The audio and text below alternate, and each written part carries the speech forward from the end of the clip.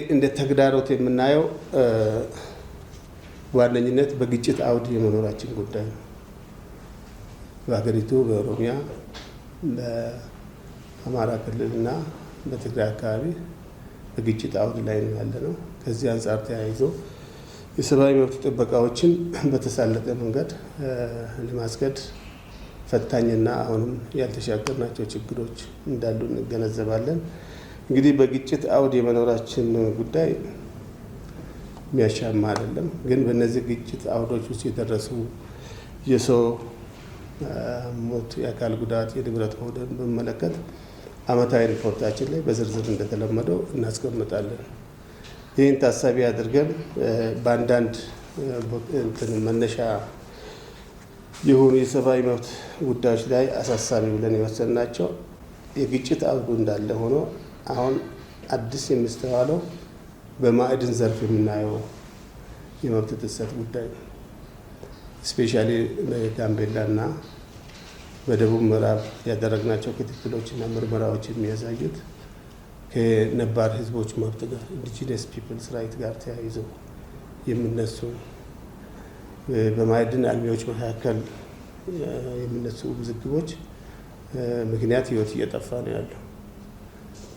በተደጋጋሚ አንስተናል። በጋምቤላና በደቡብ ምዕራብ አካባቢ እነዚህ የሰው ህይወት መጥፋት ሁኔታዎች እንዲቆሙ ብለን ማሳሰቢያ ሰጥተናል። በአሁኑ ሰዓት ምርመራ እያደረገ የጋምቤላውን እና ደቡብ ምዕራብ የነበረውን የሁለቱም አዋሳኝ ቦታ ግጭት በሚመለከት ወደ 10 የሚሆኑ ሰዎች የሞቱበት ነበር። ይህን ምርመራ ጨርሰን ሪኮመንዴሽን ሰጥተናል። በአጥፊዎች ላይ ምርመራ እየተካሄደ ነው ያለው። ፌዴራል ፖሊስ ጨርሶ ለህግ እንደሚያቀርባቸው መረጃዎች አሉ።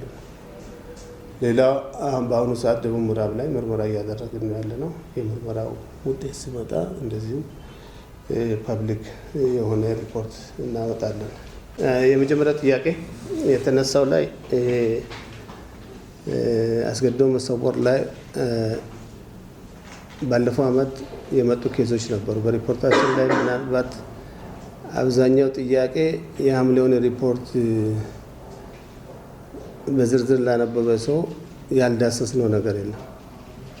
ወደ 158 ገጽ ነው ያወጣነው። አይታችሁት ከሆነ በዛን ጊዜ አንዱም ጋዜጠኞች የነበራችሁ ካላችሁ የኔም ሞቀሳ አንብባችሁ ነው እኛን ለማገዝ እያልኩ ነበር። አንድ መጀመሪያ ላይ ያቀረቡት እና አስገድዶ መሰወር ላይ የመጡ ኬዞችን እንመረምራለን። ስንመረምር አያገሌ የሚባል ፖሊስ ጣቢያ ላይ ነው የነገር ያለው ተብሏል የምንመረምረው። ከቤተሰብ መረጃ እንሰማለን፣ ከጓደኛ እንሰማለን። ማንም ሰው በቀጥታ በጥቆማ ስልኩም ሆነ በአካል በተለያየ ዘዴ እኛ ጋር ጥቆማ ከመጣ በኋላ ሄራባውታቸውን ነው የምንፈልገው። የት ነው ያሉት? አብረን ከቤተሰብ ጋር የምንፈልግበት ጊዜ አለ። እዛ አልቲሜትሊ ይሰወራሉ፣ ይቆያሉ። ባለቤት ነኝ የሚል ሰው አታገኝም። በተደጋጋሚ የምትወራው ቀይ ቦኔት ብቻ ናት። ይህን ቀይ ቦኔት ማን ያድርገው? የመንግስት አካል ነው? ሌላ አካል ነው? ይሄ የማስገደድ የሆነ ሰውን አንድ ቦታ አስቀምጦ ይህን ያክል ብር አምጣ ማለት የተለመደ ነው። አሁን ቀንሷል። ባለፈው መግለጫ ካወጣ ነው ወዲህ የተጠናቀቁ ሪፖርቶች ለምን አይወጡም የሚለው ሪፖርት ምናልባት ሁለት አይነት ሪፖርት ነው። አመታዊ የሰብአዊ መብት ሪፖርት እንድናወጣ ነው የምንገደደው። ይሄን በግልጽ አዋጃችን ላይ ማየት ይቻላል። ሁለት ነው። ኢንሲደንት ሪፖርት እናወጣለን። ሁኔታዎች በጣም ፕሬሲንግ የሆነ ኢሹ ሲኖር እናወጣለን። ኢንሲደንቷን ብቻ ተንተርሰን አንድ ጉዳይ ብቻ ለምሳሌ የሰሜኑ አካባቢያችን ላይ ሰሞኑን ግጭት አውዱ ወደ ጦርነት የሚያደላ ሆኖ ታይቷል። ኢሚዲየትሊ አውጥተናል። ስንቶቻችሁ እንዳገኛችሁ ታላቅ ሪፖርት እንደ ድሮ አይወጣም የሚባለው በፊገር እኔ ከመጣው በኋላ ኢንሲደንት ሪፖርት ብቻ 7 አውጥተናል። እዚህ ሀገር እያየው ያለሁት ነገር እኔ የምፈልገው አይነት ሪፖርት አልወጣም የሚል ነገር ትሰማለሁ። በዚህ ትልቁ አደጋችን ኢሞሽናል አቲቲዩድ ነው።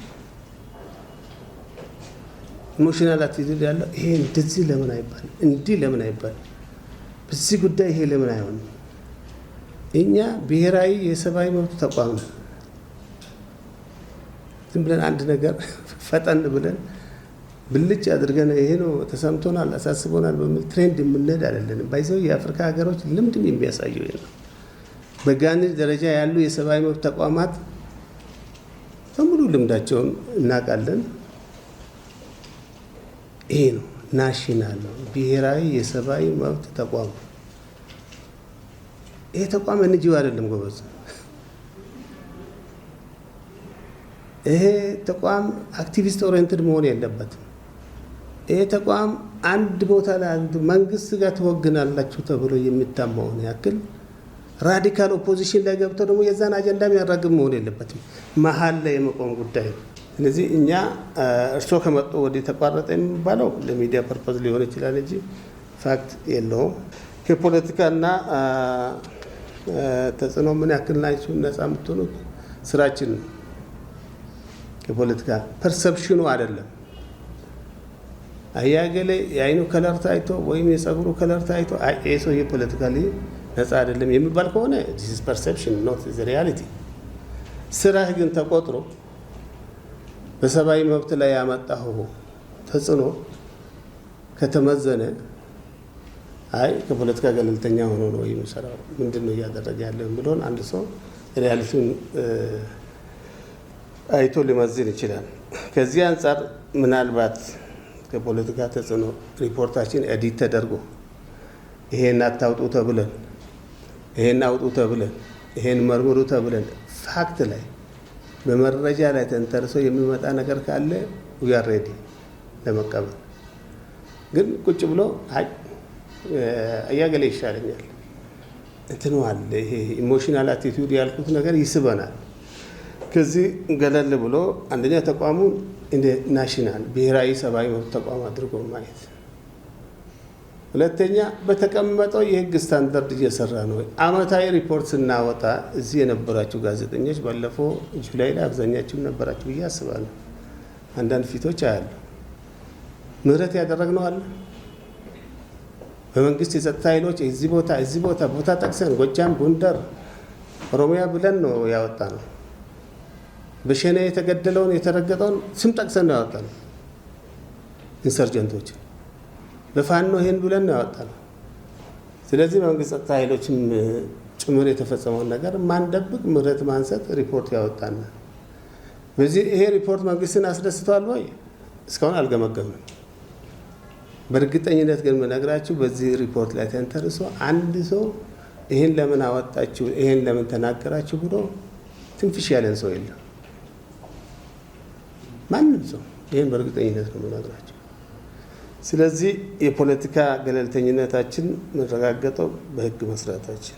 የህሊና እስረኞች ብለ ያነሳው በእኛ ደረጃ የህሊና እስረኞች የሚለው ቃል እዚህ አሁን አፕሩቭ ልናደርግ አንችልም። ግን ሶስት ነገሮች ላይ ገብተን እኛ አንመረምር። ማወቅ ያለባቸው በፍርድ ቤት በተያዘ ጉዳይ ላይ፣ በራሱ በፓርላማው በተያዘ ጉዳይ ላይ፣ በፌዴሬሽን ምክር ቤት በተያዘ ጉዳይ ላይ፣ ከፓርላማው ጋር ደረጃውን በጠበቀ በክልል ምክር ቤቶች በተያዘ ጉዳይ ላይ ምርመራ ውስጥ አንገባ። ነገር ግን ምን እናደርጋለን? የፍርድ ቤት ሂደቱ ፌር ነው ወይ? እነዚህ ስማቸው የሚነሱ ሰዎች በእስር ቤት ቆይታቸው ወይም በማረሚያ ቤት በሚሆኑበት ጊዜ የሚገጥማቸው ችግር ካለ አናይም ማለት አይደለም። እንጎበኛቸዋለን። የሚያነሳቸውን ጥያቄዎች ከማረሚያ ቤቱ አያያዝ ጋር እግረ መንገድም ያነሱልናል። ፍርድ ቤት እንደዚህ ያደረገ፣ ረጅም ቀጠሮ ሰጠ፣ ተንገላታን የሚለውን ነገር ያነሳሉ። አሁን ስፔሲፊክ ዴቱን አላስታውስም እንጂ የዛሬ 2 ወር አካባቢ እናቶ ዮሐንስ ባሮን ጎብኝቻለሁ። እናቶ ክርስቲያን ታደለን ጎብኝቻለሁ። ሌሎች ጋር ምንድን ነው ያለው ችግር? የሰብአዊ መብት ኮሚሽነር ነኝና አንድ ነገር ማረጋግጥላችሁ የመንግስት ጣልቃ ገብነት ገለመለ የሚባለው እነሱን ለመጎብኘት ሲሄድ ማንንም አስፈቅጄ አይደለም፣ በራሴ ነው የሚሄደው። አናውንስድ የሆነ ቪዚት መብት ስላለ ኮሚሽኑ በዚህ ለጉብኝት ስንሄድ አስፈቅደን ምናምን አይደለም። በድንገት ነው የምንደርሰው። የትኛውም ጣቢያ የትም የሀገሪቱ ክልል ላይ ስንሄድ ምንም አናውንስ ማድረግ ማስፈቀድም አያስፈልግም በአዲሱ አዋጃችን ላይ። ስለዚህ በዛ አዋጅ መሰረት ኮሚቴ አናግዳቸዋለሁ። በማረሚያ ቤቱ አካባቢ ይደርሳል ያሉትን ችግር አንስተዋል። መዝግቤ መጥቻለሁ። ይሄ መዝግቤ ከመጣ በኋላ ደግሞ የሀገሪቱን የማረሚያ ኮሚሽነር እዚሁ ጠርቼ ይሄ ጥያቄ እየተነሳ ነው ከአያያዝ አንጻር የሚያነሷቸው ይህንን ፍቱላቸው ተግባብተን ሄደዋል። እየፈቱ እንዳሉ ሪፖርት አድርገውልኛል። ጊዜ ከፈቀደልኝ አሁን ደግሞ በቅርቡ እሄዳለሁ። ቅሊንጦ ስለሚሄድ እንደ ማንኛውም ታሳሪ ነው ማያቸው። አባ ሳሙኤል ብዙ ጊዜ እንሄዳለን፣ ቃሊቲ እንሄዳለን። የፌዴሬሽን ምክር ቤት የወሰነው ውሳኔ ትላንት ነው የተወሰነው። በእኛ ዲፓርትመንቶች በሲቪልና ፖለቲካል ራይትስ እና በሌሎች ተተንትኖ የቀረበ ነገር እስካሁን የለኝም። ዝም ብሎ ፌስ ቫሊዩ ኦፍ ዘ ዲሲሽን ሲታይ ምርጫ በሚካሄድበት ቦታ ላይ እኛ ሁማን ራይትስ ሲቹዌሽን ነው የምንከታተለው። ሁማን ራይትስ ሲቹዌሽን ዱሪንግ ኤሌክሽን፣ ሰብአዊ መብት ጥሰት፣ በምርጫ የመሳተፍ መብት ተገድቧል ወይስ አልተገደበም? ፖለቲካ ፓርቲዎች ላይ ጫና እየተደረገ ነው ወይ? የምርጫውን ፌርነስ የሚጎዱ ድርጊቶች እንዳይፈጸሙ ነው ወጭ የምናደርገው።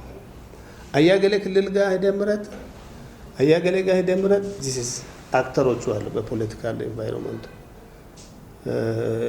ይህ ጥሩ ጥያቄ ነው፣ ግን ምርጫ ቦርድ ቢጠየቅ ጥሩ መልስ ይሰጣል ብዬ አስባለሁ።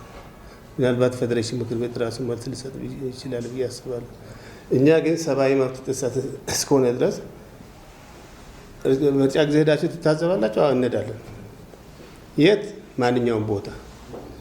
ባለፈው ትግራይ ክልል ስንጎበኝ ከጀነራል ታደሰ ጋር ስንነጋገር እስከ ሽሬ እስከ የትም ኦፕሬት እናደርጋለን። በአሁኑ ጊዜ ሰብአዊ መብት ኮሚሽን ከዛ ተመልሰንም እቅድ አውጥተናል። ስራዎች እንሰራለን።